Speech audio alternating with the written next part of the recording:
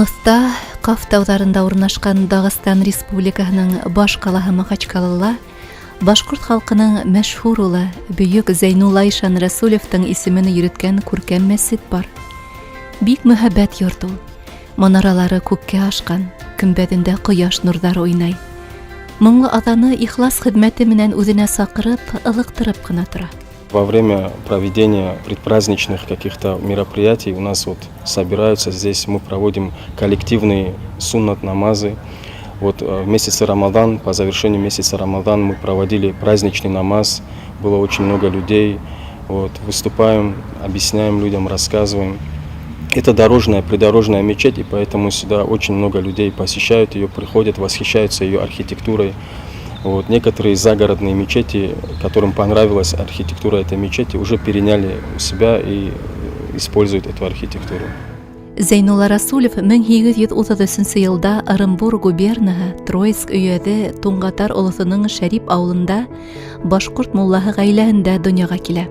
Тәҡүәлеге, зирәк аҡылы, ғилемгә ынтылышы, гүзәл әҙәбе йәш Зәйнуллаға бик һирәктәр өсөн генә насип булған йәшерен ғилем ишектәрендә асып инергә мөмкинселек бирә. Дини тәғлимәтте, шәриғәтте тәрән белгән, кешеләрҙе дауалау һәләтенә ия булған Ишандың дәрәжәһе мосолмандар араһында шундай дәрәжәгә итә, унан һабаҡ алырға, мөрите булырға теләп, Троицк ҡалаһының Рәсүлиә мәҙрәсәһенә донъяның төрлө тарафтарынан шәкерттәр ағыла башлай. Бөйөк Ишан ғүмере буйына традицион ҡиммәттәрҙе нығытыу, Рәсәй мосолмандарының иманын һәм ихласлығын камиллаштырыу өсөн хеҙмәт итә. Зәйнулла Ишандың нурын алған, нәсихәттәрен ишеткән мөриттәре, уҡыусылары, остаздарының исемен сикһеҙ хөрмәт менән иҫкә ала һәм уларҙың варithтары ла онотмайҙар. Кавказдағы был күркәм Аллаһ йорты ошо ихлас һөйөүҙең сағылышы. Яҡташыбыҙҙың исемен йөрөткән ғибәҙәтхана 4 ҡатлы. Иң аҫта тәһәрәт алыу комплексы. Өҫкө ҡаттар намаҙ уҡыу, ғибәҙәт ҡылыу өсөн билдәләнгән. Көнсығыш стилендә биҙәп эшләнгән 4000 кешегә иҫәпләнгән был мөһабәт йорт Рәсәйҙәге иң ҙур ғибәҙәтханаларҙан һанала.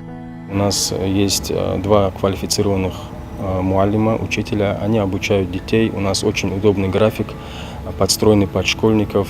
В обычный, то есть не в летний период, это получается в 10 часов, и после 3-го намаза, после аср намаза у нас проходят уроки, чтобы дети, обучающиеся в школе, могли беспрепятственно посещать уроки в нашем мадраса.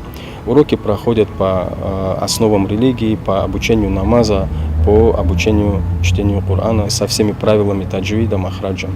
Также у нас при этой мечети есть мадраса, здесь проходит повышение квалификации имамов, приезжают со всей России, обучают очень такие специалисты квалифицированные. Так что в этом плане у нас, альхамдулилля, все хорошо. Мәсеттең көмбәҙе алыҫтан уҡ нурланып күренеп тора.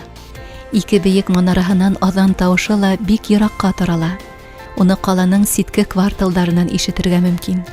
Ҡырмыҫҡа иләүендәй мыжғып торған ҙур урамда, оло юл өҫтөндә урынлашҡанға күрә лә, күҙ яуын алып торған изге йорттан кеше өҙөлмәй.